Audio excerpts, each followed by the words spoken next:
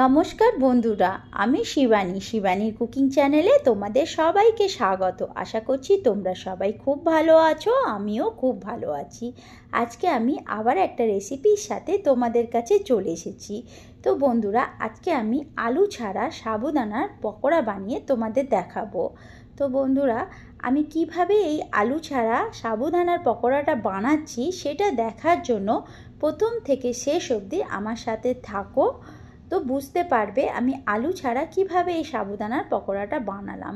এই সাবুদানার পকোড়াটা আলু ছাড়াও বানানো যায় এবং খেতে খুবই টেস্টি হয়। আমাদের বাড়িতে অনেকেই দেখবে আলু খেতে পারে না, যাদের সুগার আছে, প্রেশার আছে, তারা আলু খেতে পারে না। তো আলু ছাড়া একবার এই সাবুদানার পকোড়াটা বানিয়ে দেখো, খেতে খুবই টেস্টি হয়। তো এই পকোড়াটা বানাতে আমার লাগছে প্রথমে সাবুদানা। আমি এখানে ছোট সাইজের সাবুদানা ব্যবহার করেছি, তোমরা চাইলে বড় সাইজেরও সাবুদানা ব্যবহার করতে পারো। 1 ঘন্টা মতন সাবুদানাটা জল দিয়ে ভালো করে ধুয়ে আমি ভিজিয়ে রেখেছি। আর আমি এখানে নিয়েছি আধা বাটিরও কম হলো রাজমাটাকে আমি সারা রাত জল দিয়ে ভিজিয়ে রেখেছিলাম। আমার রাজমাটা সুন্দর ভেজানো হয়ে গেছে। আর নিয়েছি আমি কাঁচা বাদাম নিয়েছি অল্প কিছুটা, আর একটা কুকার নিয়েছি। যে রাজমাটা আমি জল দিয়ে সারা রাত ভিজিয়ে রেখেছিলাম সেই রাজমাটাকে ভালো করে ধুয়ে আমি কুকারের মধ্যে দিয়ে দিলাম। আর আমি জল দিলাম, যাতে রাজমাটা পুরো ডুবে যায় সেই রকম জলটা দিতে হবে কুকারে।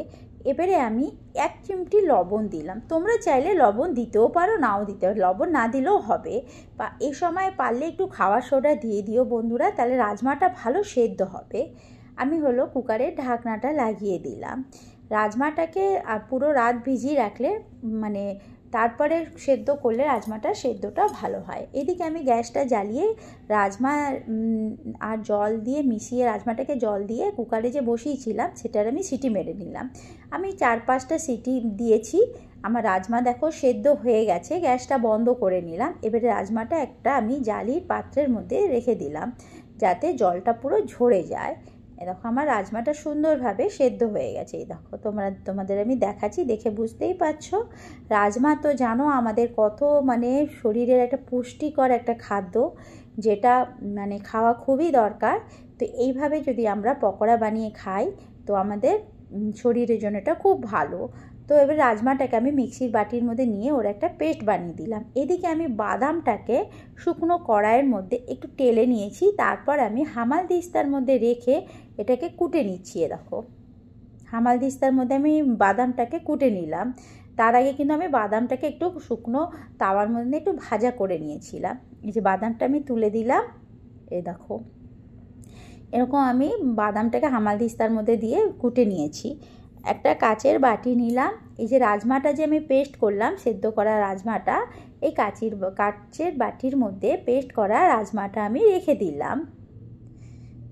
ভালো করে পেস্ট করে নিয়েছি। আলুর বদলে এই রাজমা ব্যবহার করতে পারো বন্ধুরা তোমরা এই সাবুদানার পকোড়াতে। সাবুদানার পকোড়া আমরা সব সময় আলু দিয়ে খেয়েছি, কিন্তু একবার একটু রাজমা দিয়ে সাবুদানার পকোড়া বানিয়ে খেও, দেবে খেতে সত্যি খুব ভালো হয়। যার মধ্যে আবার পুষ্টিগুণে ভরপুর। যারা আলু খেতে পারে না তারাও খেতে পারবে আরামসে। যে আমি সাবুদানাটা ভিজিয়ে রেখেছিলাম, সেই সাবুদানাটাকে আমি ভালো করে ধুয়ে নিয়েছি। তোমরা সাবুদানাটা 1 ঘন্টা 2 ঘন্টা মতন বড় সাবুদানা হলে 2 ঘন্টা মতন ভিজিয়ে নিও। আমি 1 ঘন্টা মতন ভিজিয়েছিলাম। এবার হাত দিয়ে জলটা ছেঁকে সাবুদানাটাকে আমি রাজমার মধ্যে দিয়ে ভালো করে মেখে নিচ্ছি। চটকে হাত দিয়ে আমি মেখে নিলাম। বন্ধুরা, সব কিছুতে চামচ ব্যবহার করা যায় না। যেমন এইটাকে মাখতে গেলে আমাদের হাত লাগাতেই হবে, তাই আমি হাত দিয়েই মেখে নিলাম সাবুদানা আর রাজমাটাকে। আর একটু গোলমরিচের গুঁড়ো দিয়ে দিলাম। তোমরা চাইলে এখানে আমচুর পাউডার দিতে পারো, চাট মশলা দিতে পারো। আমি আমচুর আর চাট মশলাটা দিইনি। এখানে আমি একটু ছোটো চামচের 1 চামচের মধ্যে জিরের গুঁড়ো দিলাম, আর স্বাদ মতন লবণ দিলাম, আর কাঁচা লঙ্কা কুচে করে দিয়ে দিলাম। ঝালটা যে যেরকম খেতে ভালোবাসো সেইভাবে দিও। আর ধনেপাতা কুচি করে দিয়েছি, কুচি করে কেটে নিয়েছি আমি। আমচুর পাউডার, চাট মশলা এসব ব্যবহার করতে পারো। তোমরা যদি ভাবো যে সাবুদানার এই রাজমালা সাবুদানার পকোড়াটা একটু চটপটে বানাবে, তাহলে চাট মশলা এসব ব্যবহার করেও করতে পারো। লেবুর রস দিতে পারো বন্ধুরা। আমি এখানে সাদা মাটা বানিয়েছি, কোনো লেবুর রস বা আমচুর পাউডার এসব কিছু ব্যবহার করিনি। ভালো করে চামচ দিয়ে আমি ঘেটে নিলাম। এই যে কাঁচা লঙ্কা, ধনে পাতা, একটুখানি জিরের গুঁড়ো, তারপরে গোলমরিচের গুঁড়ো, স্বাদ হিসেবে লবণ, সবকে ভালো করে চামচ দিয়ে আমি মেখে নিলাম। এ দেখো ঘেটে নিলাম যাতে সব মশলাগুলো এই রাজমা আর সাবুদানার মধ্যে মিশে যায়। খুব ভালো করে মেখে নিচ্ছি। এ দেখো এইভাবে রাজমা দিয়ে সাবুদানার পকোড়া একবার বানিয়ে খেও, দেখবে খেতে খুব ভালো হয়। খুব হেলদি একটা স্ন্যাক্স এটা। এ দেখো আমার হলো মাখা হয়ে গেছে। আর একটু আমি হাত দিয়ে ভালো করে ম্যাচ করে নিলাম যাতে ভালো করে মাখা হয়ে যায়। এরপরে যে আমি বাদামটাকে শুকনো কড়াইয়ের মধ্যে একটু ভাজা করে যে কুটে নিয়েছিলাম হামাল দিস্তাতে, সেই কুটানো বাদামটাকে আমি এই সাবুদানার পেস্টের মধ্যে দিয়ে দিলাম, দিয়ে ভালো করে হাত দিয়ে মেখে নিচ্ছি। এই দেখো এটা লাস্টে দিও বন্ধুরা, বাদামের এই গুঁড়োটাকে, মানে বাদামটাকে যে হামাল দস্তা দিয়ে যে একটু মানে থেতো করে নিয়েছিলাম, হ্যাঁ সেটাকে লাস্টে দিও। তারপরে একটা প্লেট নিলাম, এইদিকে আমি এই যে সাবুদানার এবারে পকোড়া বানিয়ে নেবো, মানে বড়ার মতন করে নেবো। তোমরা এটা শেপটা তোমাদের ইচ্ছে মতন দিতে পারো, লম্বা শেপ, গোল শেপ, ট্যাঙ্গেল শেপ, যেরকম ইচ্ছে তোমরা দিতে পারো। আমি এটা একটু গোল শেপ দিলাম। এ দেখো আমি একটু ছোট ছোট সাইজে পাতলা পাতলা করলাম। তোমরা চাইলে মোটা করতে পারো, তোমরা চাইলে পাতলা করতে পারো। তোমরা যদি ভাবো এটাকে একদমই মানে নামমাত্র তেল দিয়ে ভাজা করবে, তাহলে একটু পাতলা পাতলা করেই করো। তো দেখবে খুব ভালো হবে। এ দেখো বন্ধুরা এইভাবে আমি বড়াগুলো বানিয়ে নিচ্ছি, সাবুদানা আর রাজমার বড়া। একবার বানিও। এটা কিন্তু আমি কোথাও এটা আমার কারোর রেসিপি না, এটা আমার নিজের থেকে আমি এই রেসিপিটা বানিয়েছি। আমি ভাবলাম অনেকে হলো আলু খেতে পারে না, তখন তারা কি সাবুদানার পকোড়া খাবে না? এই সাবুদানা পকোড়াটা খেতে সত্যি খুব ভালো হয়। তখন ভাবলাম কি দেওয়া যায় এমন সাবুদানার পকোড়ার মধ্যে। তখন ভাবলাম যে রাজমাটা তো বাচ্চারা এমনি খেতে চায় না, তোর থেকে ভালো এই রাজমাটাকে যদি সেদ্ধ করে, আলুর বদলে যদি রাজমাটাকে সেদ্ধ করে যদি সাবুদানার মধ্যে দেওয়া যায় তাহলে কীরকম হয়। তো আমি রাজমাটাকে সেদ্ধ করে আলুর বদলে রাজমাটাকে ব্যবহার করেছি সাবুদানার মধ্যে। খেতে ভালো হয় বন্ধুরা, এবং খুবই একটা হেলদি একটা স্ন্যাক্স। তোমরা যদি এটাকে আরও হেলদি করতে চাও তো শ্যালো ফ্রাইও করতে পারো, মানে অল্প একটু তেল দিয়েও তোমরা করতে পারো ধিমি আঁচ করে। এটা খেতে ভালো হয়, দইয়ের সাথে এটা খাবে। এই সাবুদানা রাজমার পকোড়াটা সবসময় দইয়ের সাথেই ভালো লাগে। এ দেখো আমার তৈরি সাবুদানা আর রাজমার পকোড়া। বড়াটাকে বানিয়ে নিলাম, গ্যাসটা আবার জ্বালিয়ে দিলাম, একটা কড়াই ননস্টিকের একটা কড়াই বসিয়ে দিলাম। তারপরে আমি তেল দিলাম। তেলটা আমি একটু বেশি মাত্রায় দিয়েছিলাম, পরে কিন্তু আমি তেলটা কমিয়ে নিয়েছিলাম। আমার মনে হলো যে এতটা তেল দিয়ে সাবুদানার পকোড়াটা ভাজাটা ঠিক হবে না, কারণ সাবুদানায় না তেলটা টানে না। এই দেখো আমি হলো তেল কিন্তু কমিয়ে নিয়েছি, তোমাদের দেখিয়েছি কতটা তেল দিচ্ছি, কিন্তু আমি পরে দিয়ে তেলটাকে কমিয়ে নিয়েছিলাম। এ দেখো অল্প হয়ে গেছে তেলটা। তোমরা চাইলে এর থেকেও কম তেলে করতে পারো। তাওয়ার মধ্যে অল্প একটু তেল ব্রাশ করে তোমরা এই সাবুদানা আর রাজমার মানে বড়াটা বানাতে পারো। ধিমি আঁচ করে যদি বানাও খুব ভালো হবে বন্ধুরা, বেশি তেল দেওয়ার দরকার হয় না, সবাই খেতে পারবে। ঘরে বয়স্ক যারা আছে যাদের তেল খাওয়া বারণ, তারপরে বাচ্চাদেরও তো বেশি তেল খাওয়া উচিত নয়, মানে বাচ্চাদেরকেও তেল বেশি ভাজাভাজি জিনিস মানে ডিপ ফ্রাই করে খাওয়ানোটা উচিত নয়। তো এইভাবে অল্প তেল দিয়ে তোমরা রাজমা দিয়ে সাবুদানার পকোড়াটা বানিয়ে খাওয়াতে পারো।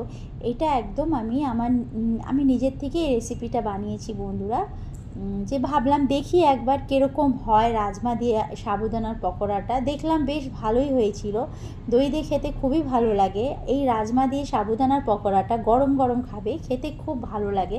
তো বন্ধুরা কালার যেহেতু রাজমাটা একটু কালো কালো হয়ে যায়, সেই জন্য পকোড়ার কালারটা তুমি আলু দিয়ে করলে যেমন সাদা হয়, রাজমা দিয়ে করবে তো তোমার পকোড়ার কালারটা কিন্তু একটু কালো কালো হবে। তো কালার দিয়ে কী হবে বন্ধুরা, কালারের থেকে আমাদের দরকার আমাদের যেটা শরীরের জন্য উপকারিতা, তাই না? রাজমা তো আমাদের শরীরের জন্য কতটা যে ভালো সেটা তো আমরা সবাই জানি। তো এইভাবে রাজমা দিয়ে সাবুদানার পকোড়া বানিয়ে দেখবে সত্যি খুব ভালো লাগবে বন্ধুরা।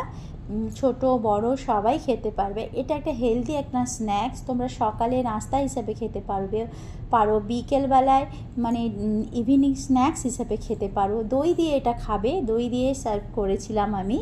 দই দিয়ে খাবে, খেতে খুব ভালো লাগে। দইয়ের মধ্যে একটুখানি মানে গোলমরিচের গুঁড়ো, একটু বিট লবণ দিয়ে তারপরে খাবে। আমি আরেকটু মানে রাজমার সাবুদানার যে বাটারটা ছিল ওর মধ্যে একটু হলুদ দিয়ে দিলাম, যেহেতু আগেরটার মধ্যে হলুদ দিইনি। আমি ভাবলাম দেখি না কালার করার জন্য যদি একটু হলুদ ব্যবহার করলে যদি কালো ভাবটা কেটে যায়, সেই জন্য একটু আমি হলুদ দিলাম।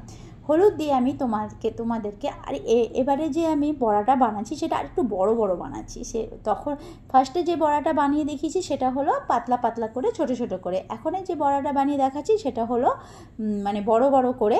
একটু হলুদ দিয়ে কালারের জন্য আমি হলুদটা ব্যবহার করলাম। তোমরা দুভাবেই বানাতে পারো, হলুদ দিয়ে বানাতে পারো, আবার হলুদ ছাড়াও বানাতে পারো। টেস্ট কিন্তু দুটোর একই থাকবে, খালি দেখার জন্য একটু হলুদ দেওয়া। দেখো এইভাবে আমি বাকি যে আমার সাবুদানা রাজমার এটা ছিল, বাটারটা ছিল, ওটা দিয়ে আমি বানিয়ে নিলাম। দেখো দেখো একটু বড় বড় করে বানিয়েছি, দেখতে কতটা ভালো লাগছে। এদিকে কড়াইতে যে তেলটা দিয়ে আগে ভাজা করেছিলাম সাবুদানার বড়া, ওই তেলটা দিয়েই আমি এইগুলো ভেজে নেবো। দেখো ভালো করে হাত দিয়ে একটু চেপে চেপে গোল গোল করে নিচ্ছি। দেখো শেপটা তোমাদের ইচ্ছে মতন দিও, আমিও আমার ইচ্ছে মতন শেপ দিচ্ছি। আমি গোলভাবেই দিয়েছি, তোমরা তোমাদের ইচ্ছে মতন দিয়ে। দেখো কত অল্প তেলেই আমি করছি বন্ধুরা, অল্প তেলে করো। আর রাজমা আর বাদাম পড়েছে এর মধ্যে, দেবে খেতে খুবই ভালো লাগবে। দইয়ের সাথে খাবে, অন্য কিছুর সাথে ভালো লাগে না আমার। যেন সাবুদানা পোহা বলো, সাবুদানার বড়া বলো বা পকোড়া বলো, এগুলো সব কিছু দেখবে দইয়ের সাথেই ভালো লাগে। দইয়ের মধ্যে একটুখানি বিট লবণ, একটুখানি হলো গোলমরিচের গুঁড়ো দিয়ে দেবে, খেতে অপূর্ব লাগে বন্ধুরা। তো বন্ধুরা আজকে দেখো আমার রেডি সাবুদানার বড়া। তো বন্ধুরা আজকের আমার এই সাবুদানার বড়াটা যদি তোমাদের ভালো লেগে থাকে, মানে রাজমা দিয়ে সাবুদানার বড়াটা যদি তোমাদের ভালো লেগে থাকে, তো আমাকে একটা লাইক, একটা কমেন্ট, একটা সাবস্ক্রাইব করে দিও বন্ধুরা। তো কমেন্ট করে জানিও কীরকম হয়েছে আজকে আমার সাবুদানার বড়াটা, এই যে রাজমা দিয়ে সাবুদানার বড়াটা। আশা করছি তোমাদের ভালো লাগবে, একটু নতুনত্ব লাগবে, কারণ সবাই রাজমা মানে সাবুদানার বড়া আলু দিয়ে করে, আমি আজকে রাজমা দিয়ে আর সাবুদানার বড়াটা বানিয়েছি। তো বন্ধুরা দেখো আমি সার্ভ করলাম একটা প্লেটের মধ্যে, দেখতে কতটা সুন্দর হয়েছে, খেতেও কিন্তু অতটাই সুন্দর হয়েছে বন্ধুরা, খুবই টেস্টি হয়েছে। এই বড়াটা সবাই খেতে পারবে, যাদের সুগার আছে তারাও খেতে পারবে, আর মানে যাদের সুগার নেই তারাও খেতে পারবে। আলু তো আমাদের কারোরই বেশি খাওয়া উচিত নয়। দেখো আমি দই দিয়ে সার্ভ করলাম। তোমরা ভাবছো ছোটো একটা প্লেটের মধ্যে এত বড় বাটিতে একটা দই দিতে, আর আসলে খুব ছোটো একটা দই যে নেব, ওর একটা ছোট ধরনের বাটি ছিল না, সেই জন্য আমি ম্যাচ করার জন্য এই বড় বাটিটাই ব্যবহার করলাম। তো তোমাদের আমি এই রাজমা দিয়ে সাবুদানার বড়াটাকে আমি ভেঙে দেখাচ্ছি কীরকম হয়েছে, ভেতরটা কতটা ভালো হয়েছে। দেখো দেখো বন্ধুরা ভেতরটা দেখেছো কত সুন্দর, মানে সুন্দর হয়ে গেছে, পুরো সেদ্ধ হয়ে গেছে। দেখো ভেতরটা কত সুন্দর লাগছে। এবারে এটা দই দিয়ে খাবে, খেতে খুবই ভালো লাগবে বন্ধুরা। তো বন্ধুরা আজকের মতন টাটা বাই বাই, কালকে আবার একটা রেসিপির সাথে চলে আসবো। তোমরা ভালো থেকো, সুস্থ থেকো, এবং এতক্ষণ আমার পুরো রেসিপিটা দেখার জন্য তোমাদের সকলকে অসংখ্য ধন্যবাদ বন্ধুরা। তো টাটা, খুব ভালো থেকো, সুস্থ থেকো, বাই, টাটা বাই বাই।